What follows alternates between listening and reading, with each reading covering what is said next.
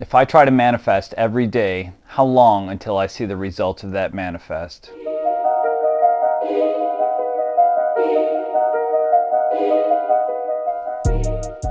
So it occurred to me recently that I am in the best possible situation for testing the limits of manifestation, even though my situation seems rather precarious.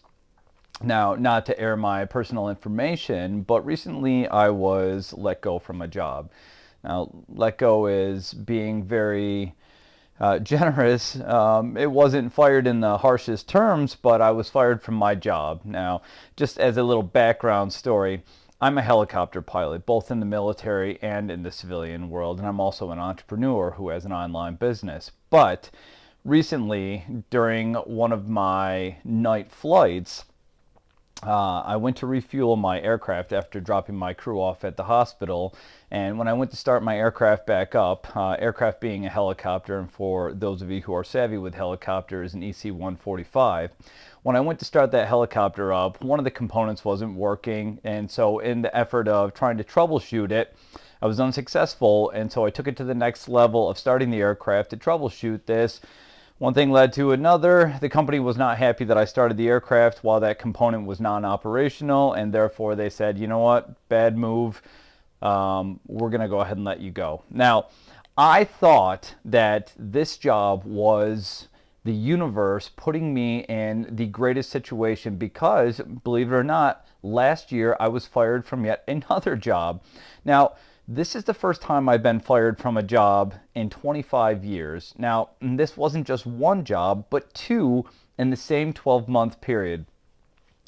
I'm a smart person. I'm a hard worker. I've done a really great job for both of these companies, so something just wasn't adding up. You know, I'm intelligent. I'm skilled.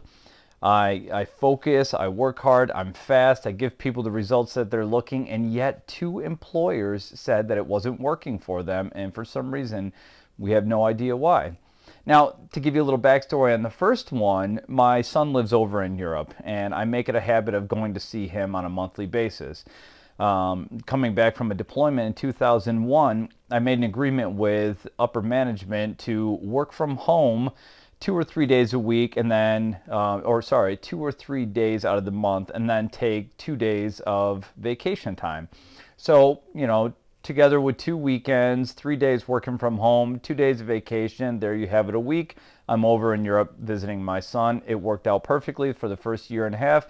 No issues with my work, nobody complaining about the delivery of my products, and yet for some reason, as good as I was at that job, as skilled as I was at negotiating. Now, to give you a little more background story, I was the corporate safety director of a steel erection company out of the Philadelphia area, and we did big jobs. I'm talking about big bridge jobs, big skyrise jobs. I mean, the Comcast 2 tower downtown Philadelphia exceeded $2 billion, and for us, that was multi millions of dollars.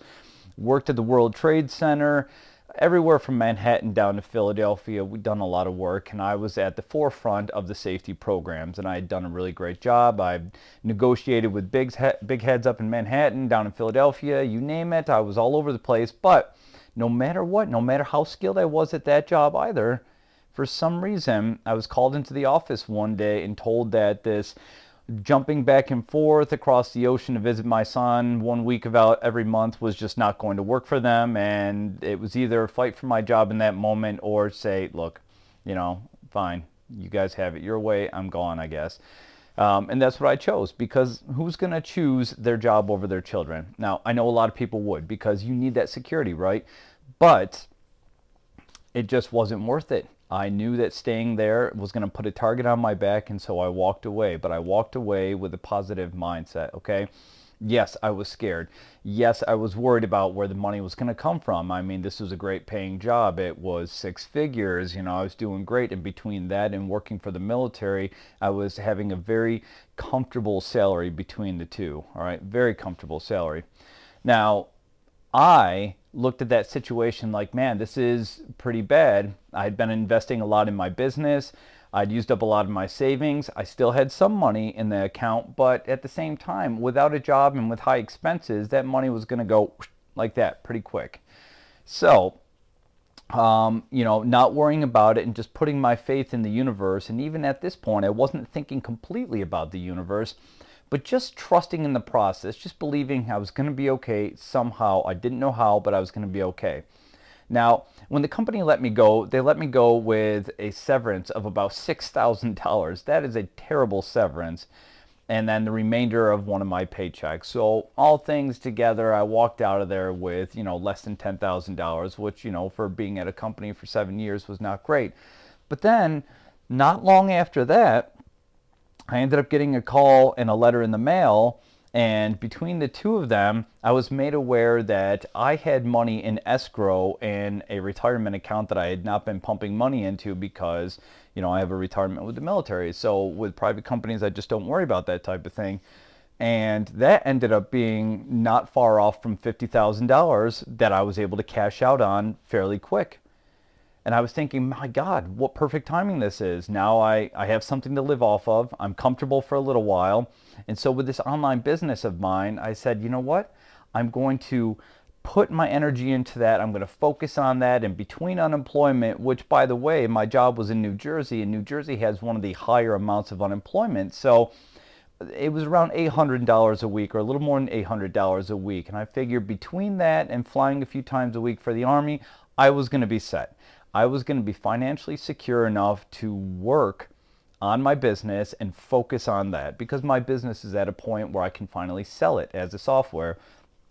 So fast forward about a month and a half, 2 months, I lost vision of that goal. I lost vision of that plan.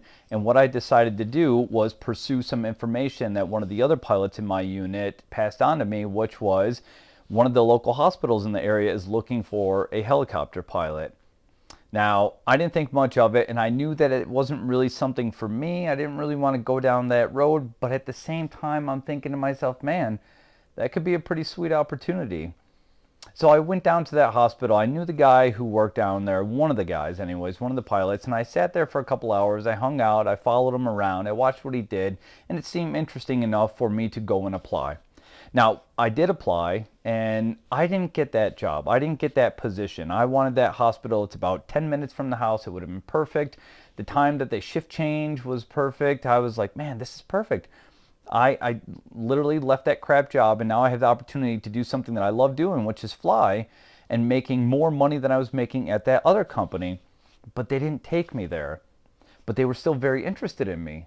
So what they did was they ended up making me an offer to become a regional relief pilot, is what they call it. When they say, we have an opening down in Charlotte, North Carolina, need you to go fill that, and they were willing to fly me back and forth. Or we have a spot up in Pennsylvania we need to go fill for a couple weeks or a couple months, would you do that? And every other week I would fly back and forth.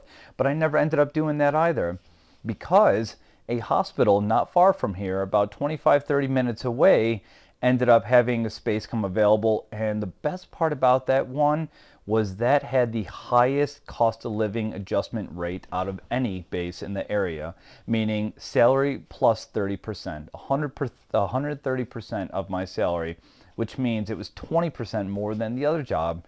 Of course I was ecstatic, and not only was I ecstatic, but once I saw that one come open, I actually focused on getting an offer to that location. I contacted the recruiter. He said, hey, look, you got to wait 2 weeks. If no one from internal or if no one from inside applies for that job in 2 weeks, we'll make you the offer. Sure enough, 2 weeks comes and goes, and guess what? I follow up with him and I get the offer. Fantastic. So now I didn't get the one 10 minutes away, but I got the one that was 20 to 30 minutes away that paid 20% more. And not only that, but that base, once I did get the job and started working at that base, actually let me take over their safety program, since I had a background in safety, adding yet another 10% to my salary. And I'm thinking, this couldn't have worked out any better, because not only am I making more money than my previous job, have more freedom because I was working a week on, week off, which meant I could be over in Germany every month without any fear of penalty from my employer. I was happy. I was flying solo, which I'd never done through the military. You always fly with another pilot. So I was ecstatic. I have a great job, Everything was coming together and I was just happy. Now fast forward through that, and I'm thinking at that point, I'm already blessed, right? But fast forward a few months, I started that back in October, and now here we are in March.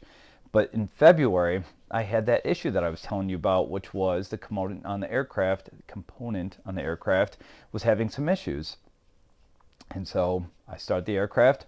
I didn't put anyone in danger, but I did start the aircraft engines when I couldn't see certain information I was supposed to have, and they were not happy with that, which is complete contrast to how we do things in the military. In the military, you troubleshoot everything.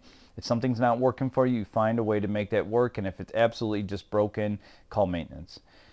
They don't do that in the civilian world, okay? And I learned that lesson. And how did I learn that lesson? Because I was let go from the company.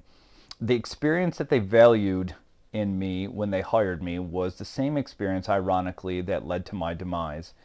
And so here I am, after 12 months, or within 12 months, fired from 2 jobs, not 1, but 2, and now at a worse off situation financially, in a scarier situation. My expenses haven't gotten any less, and yet somehow between these scenarios, these situations, I feel fine. And the only thing that I can really piece together in all of this is, why did this happen? Why did this happen? And I know why this happened. It's because of the universe. The universe is watching out for me, because even though I was doing that job and I loved that job and I thought it was fun, I remember telling myself there's no way I want to be doing this job in 2 years because it's too mentally taxing. Just imagine you're working overnight and you have a phone call that snatches you out of your sleep, not once, not twice, sometimes 3 or 4 times in the middle of the night. And within 15 minutes, you got to have all your paperwork submitted, have your uniform on, out to the aircraft, started up and off the ground within 15 minutes, and still have your wits about you. Now you can do it once and it's tiring. But when you come back and you fall back asleep and 20 minutes later another phone call comes in, and you get back from that, which these are all about 2 to 3 hours at a time. So now you get back from that, it's 4 a.m., you're tired, you fall asleep, another phone call comes in. And this great job that I thought I had, I was now looking at it like, man, I don't know if this is the right job for me. And so what I did throughout that period, those months, was I continued to imagine my business. I kept thinking about my business, how I really want this business to grow. Why did I get back into a job? Why did I do this? Why did I put myself into a situation that's limiting the amount of time that I can actually work on my business? I had a situation where I would have been, yes, tighter than I was used to, but I would have been able to survive. I would have been able to survive between the unemployment and the flying for the military. But I went and took that job against my better judgment, and as much as I loved it, I was now distracting myself from what I truly want in life, and that is to be my own boss, to have my own enterprise, to raise this amazing business, to become independently financially free, and just to be able to move around the world and travel and work. One of my biggest goals is, since I spend so much time in Germany, to have my own apartment downtown Berlin. Nothing would please me more. I'd love to have an apartment in Berlin. I'd love to have an apartment in Florida. I'd love to have an apartment in the Northeast in the United States, just so I can kind of move around. And then in between, I'd love to be able to bounce around and actually go places like South America, go places like different countries in Asia. I want to explore still. I've seen so much of the world, but there's still so much more that I want to explore. So here's who I am. In 14 minutes, I just explained where I'm at and what my situation looks like. And I gotta be honest, from this point, I can't go much further down. And yet, somehow, in my head, I feel fine. If I were to just get a bill right now for $5,000, I would be wiped out. And that's the honest to God truth. I would be wiped out. With the amount of expenses that I have on top of that, I would be wiped out. I would be eating peanut butter and jelly every day for the rest of my life. Well, maybe not for the rest of my life. And see, here's the thing. The funny thing about this is, I know that I can go out and get another job. I know that I can go get another 6-figure job. I know there are plenty of pilot jobs available out there that I can go after that pay well, that will give me an opportunity. But for some reason, the only thing I can think about now is how I've been given this opportunity in the past to work on myself, to work on my job, to level up, to go to the next level, to invest in my business, and to invest in myself spiritually. And I passed on it, even though I lamented for that experience. Now, here I am again, thinking to myself, man, I have this great experience again, and now I need to take it. And now I need to take it. So here I am. And what I'm inviting you to do is actually document this journey with me, because what I'm going to do is I'm going to be often on here recording videos showing me meditating, trying to manifest every day, putting thoughts to work, putting action to work, literally every day, putting my mind into the game, putting my actions into the game, and seeing in 1 year from now where I am. I'm either going to be working for another company or I'm going to be successful, but there's no in between. If I get to the point where I'm absolutely desperate, then I have to do what I have to do. But right now I'm at a point where I'm just telling myself it's time to go for this. It's time to jump and see if I can fly. So I want you to stick with me. I want you to watch this experience with me. I want you to pay attention to how things come about. This is Jack, and I want you to watch what happens to me, because if I can do this in my situation, anybody can do this. I have my doubts, but I also have my confidence. And if there was one person in this world that I was going to bet on confidently, it would be me, the person whose actions I can actually control. That I don't have to sit there and look at someone else and depend on them and say, what are you doing? What are you doing sitting there? Get up, work. No. Now I can yell at myself. And believe me, I am, and I hate it. This morning I woke up at 3:45 a.m. and this has been nonstop for the past month. I wake up at 4. I wake up some days at 2:45 a.m., some days 3:30, and my brain just starts going to work. It just says, okay, we got to get this done today. We got to worry about this. How are we going to get money from here? And for some reason, again, I feel fine. It's scary. I know it's going to be scary. I know this is going to be a wild ride, but I also know that if anything, if I'm not where I am or want to be next year, I'm going to be so much closer to achieving my goal, because this year will force me to level up. So here I am with less than $10,000 to my name, fired from 2 jobs in the last 2 years. But you know what? This one little piece of hope that I will give you was in 2022, having this online business, I filed my taxes, and while I got a federal return, I didn't get the state. So last October, the state sends me a letter and says, hey, we need you to submit copies of all your receipts of expenses for your business. And I did. I sent those back in November. Still, I heard nothing from the state. And then I just filed my taxes for 2023, and I called the state today. You know, I'd been letting them sit on it. I understand this is the IRS. They're probably overloaded and understaffed. But I called them today at a point where I know that I'm desperate for money. I need income to start coming in. And I talked to the man and I asked him, hey, you asked me to send you this back in November, and I did. And I haven't heard from you, and I just filed my 23 taxes, and I don't want things to overlap. And so he looks into the system, he goes over things, and he says, hey, those were actually closed out. We finished this. You should have been paid, but I don't know why you weren't. I'm going to push this. And I said, well, that's great. How long does it usually take for these types of things to get pushed forward? And he said, I'm going to do this today, sir. Today. So that means there's about $8,000 that's just going to come my way. Granted, it was always going to come to me at some point. But the funny thing is, had I been given that money in the past, I might have already allotted it towards something. I might have already dedicated that money to something and not have it, but it was held off. It was held on to until a point that I needed, and that point is now. So that gives me a little bit of hope. That gives me a shimmer of hope. And again, I don't know how things are going to go, but I can tell you this. I'm going to dedicate myself fully, which means meditation several times a day, writing out my goals daily, putting my mind to work, putting my action to work, to see if in a year from now I am financially stable, not financially stable, financially independent. So come along with me. Let's see how it goes.